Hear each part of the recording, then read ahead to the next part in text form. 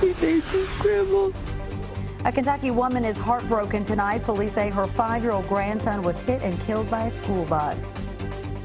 New credit cards have a different look that's designed to protect your money, and it's supposed to change how you pay for your purchases. Some people in Pulaski County say they've been seeing some new visitors come onto their property. Tracking, alerting, protecting. This is WKYT News at 6. Good evening. Investigators are calling it a tragic accident, and tonight they're still trying to figure out how a 5-year-old Kentucky boy ended up being hit and killed by his school bus. It happened yesterday outside the home of the boy's grandmother in Butler County, not far from Morgantown. Police say the boy had just stepped off the bus when he was hit. New tonight, his grandmother is talking about what happened. Monique Blair is at the live desk with our top story at 6. Monique? 5-year-old Jaden Hawkins' grandmother tells us her grandson was a child who had a lot of energy, loved McDonald's Happy Meals, and even loved going to school. He always said, "Mama, I love you." 5-year-old Jaden Hawkins' grandmother, Doretha Townsley, has had custody of her grandson since he was 6 months old. He was my everything. Yesterday afternoon around 3:15, after Jaden got off his school bus, the bus hit and killed him. I just want to go up there and lay down on the highway. I would feel like I was with him. The bus driver, Janine Dockery, has worked for the school system for 18 years and has an exemplary driving record with the district. But although an accident, Jaden's grandmother says she still has a lot of questions. Did she not know where Jaden was at? Why did she not know? Townsley says she wishes for just one more moment with her grandson. I love him with all my heart. Always will. And he'll always be in my heart. Now, the cause of the accident is still under investigation, and we are told the bus driver voluntarily took the day off from work today. At the live desk, Monique Blair, WKYT. Monique, thank you. We have learned today that some parents at Morgantown Elementary School changed their students' after-school status from bus rider to car rider. New tonight, investigators are trying to figure out what caused a crash involving a Madison County school bus. It happened this afternoon at the intersection of Lancaster Avenue and Park Drive in Richmond. Police say a car hit the side of the bus. No children were on the bus at the time, and police say no one was injured. Just saw those wet roads tonight. We are tracking heavy rain moving across Kentucky. It's been falling all day, and it looks like even more rain is on the way and through the week. Chief Meteorologist Chris Bailey tracking all of it on the First Alert Defender right now. Chris? Yeah, busy times. We've been talking about it for a while, and right on cue today, boy, a soaking rain. Many areas better than 1 inch of rain. Look at the total so far. Campbellsville, 2.39 inches. Here at the station on Winchester Road, 1.68 inches, more than 1.25 inches showing up into Winchester. Frankfort, more than 1 inch. Lebanon into Marion County. Owenton, Stanford, a lot of folks reporting 1 and 2 inch rains right now. We continue to track additional rounds of some heavy rain producing showers into parts of central and eastern Kentucky now, where you see those yellows and reds really coming down at a pretty good clip. Breaking the action along I-75 northbound in northern Fayette County. That's not going to last too long. Heavier rains into eastern Kentucky right now, gearing up especially into the southern and southeastern corner of the state. You get into London, Corbin, over toward Mount Victory into Pulaski County, raining to beat the proverbial band, and additional rounds of showers coming in from the west. Though we put the radar into motion, notice how we have things kind of circulating around an area of low pressure into western Kentucky. Things are going to increase a bit around that low later tonight into tomorrow, and as that low works on top of the region during that time, we'll see more in the way of some raindrops breaking out. So we're kind of stuck in this pattern. Chilly temperatures are going to join the party. And guys, coming up in a little bit, we'll have an update on an East Coast storm that may throw rain against the grain again into what could be an ugly weekend. All right, Chris, well, as all that is happening, the annual fall meet begins Friday at Keeneland, but this one will be historic for the racetrack. The meet ends with the Breeders' Cup. It's the first time that Keeneland has hosted this major event. As Sean Moody tells us, track leaders are preparing for all the excitement. Keeneland officials are expecting bigger crowds out here this year for a couple of reasons. Number one, there's a Triple Crown winner, and that's increased horse racing's profile a little. Number two, the Breeders' Cup World Championships are happening here just a couple of days after the meet.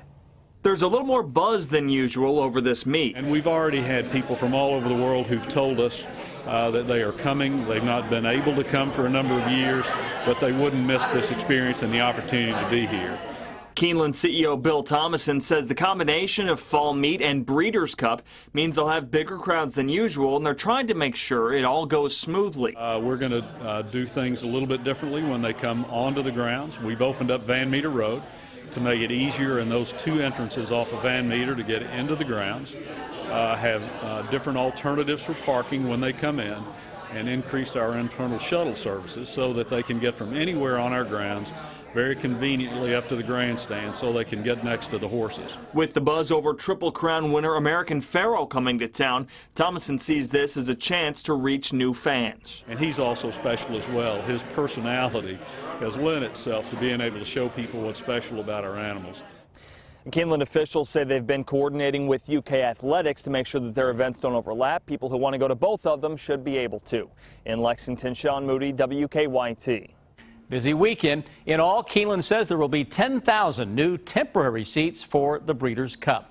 Two Kentucky lawmakers said today they'll lead a review of new safety recommendations for Kentucky State Police troopers. State Representative Will Coursey and State Senator Albert Robinson say they'll look over the recommendations when state police complete them this fall. It comes after the death of Trooper Cameron Ponder earlier this month. He was shot and killed during a chase in western Kentucky. Last week, the trooper's father, along with some Kentucky lawmakers, recommended bulletproof laminate on the windows of police cruisers. Attention shoppers, changes are coming to your credit cards. Banks are now issuing cards with a microchip that's designed to provide more protection against fraud. And Thursday is the deadline for businesses to switch to the new card readers designed for microchips. But what if you don't have one of the new credit cards just yet? Our Sam Smith has the story new at 6. Target stores have been using this new card reader system for a while now. They hope their customers get used to it in time for the holiday shopping season. Yes, there's obviously an adjustment period. October 1st is the day when businesses across the nation are supposed to switch to card readers like these. Yep, you'll just push it in, you'll fill click and just leave it in there. People are still trying to swipe their cards, and it'll beep at them and let them know that the card that they're using is actually a chip card. The readers use microchips rather than the magnetic strip.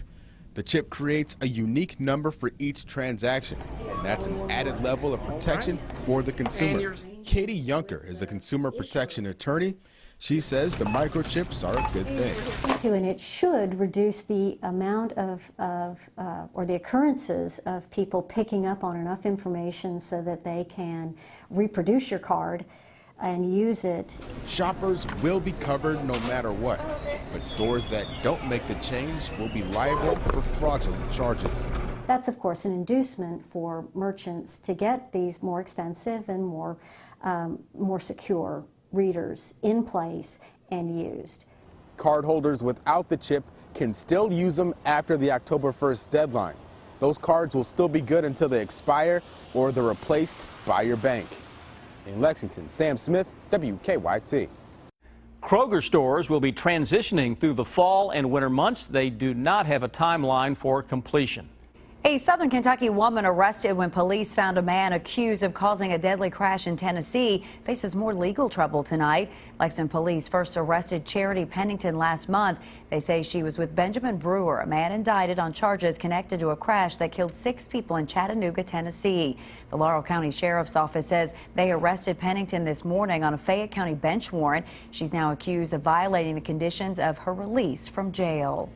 Some folks in southern Kentucky say it came as quite a shock to them. At least 2 families in Pulaski County say they've seen black bears in their yards over the last few days. But as Phil Pendleton tells us, fish and wildlife leaders say they're not surprised by the bear sightings. My comment is welcome to the neighborhood. I'm happy to have him. Bruce Orrin lives off Kentucky 1003 east of Somerset and says he knows that deer, bobcats, and other creatures roam around his farm, but he says he's never seen a black bear. No, never, and I was thrilled. I mean, I really enjoy things like that, and I was absolutely thrilled and hope he sticks around. A friend loaned him some cameras that he set up in the trees to capture wildlife. I looked at it and I said, "What's that?" And I blew it up and I thought, it's a bear. I was shocked. I mean, I was very happy, but very surprised. State Fish and Wildlife officials say bears will simply go where their noses lead them. We do things in Kentucky that people who grew up in areas with bears just don't do. They learned at an early age not to leave their barbecue grills outside all the time. They learned not to leave their pet food outside all the time. Officials say that bears are naturally reclusive and secretive, and most of the time they will avoid you. But if you find yourself a little too close for comfort, they say you should jump up and down, make a lot of noise. But there's one thing you should never do. You should not run from a bear. That can trigger an instinctive chase mode. Maricini says keep your distance, take pictures, don't do anything to purposely attract them. A bear is largely ruled by its stomach, and they like those easy handouts just like anybody else does. Bears will naturally avoid people, and officials say that's the way it should be. In Pulaski County, Phil Pendleton, WKYT. Fish and wildlife leaders say bears have been known to travel hundreds of miles, sometimes along river basins. Today, supporters of Planned Parenthood held rallies around the country. One of those rallies was held this afternoon in Lexington outside the Planned Parenthood Bluegrass Health Center on Southland Drive. Some conservatives have called for the federal government to stop funding Planned Parenthood. And today, the president of the organization testified on Capitol Hill. Supporters say Planned Parenthood provides important health services. They're talking about shutting down the government to defund Planned Parenthood, which would only be taking away health care for women. Congress is moving forward with a spending measure that does not include taking federal funds away from Planned Parenthood. We have an update on repairs to a Breathitt County Walmart damaged by a rock slide. The Jackson Walmart has been closed since the slide damaged a back wall late Sunday night. Today, police told us the store is still planning to reopen by Thursday. In the meantime, Walmart is still filling prescriptions for customers while the store is being repaired. He is not allowed some challenges get in the way of his dreams, and now a Central Kentucky football player is sharing his inspirational story with others. 18-year-old Mason Gooch is a senior on the Montgomery County High School football team. He's also deaf. He says he can still hold a conversation, and he has a cochlear implant to help him. Today, he talked to students at Bryan Station Middle School in Lexington about the importance of not giving up. There's a lot of obstacles you can overcome, and you can overcome anything, and you can just, if you really want to do it, then you can do it. Mason says he is being recruited by several universities to play football, but he says he wants to continue his education whether he plays football or not.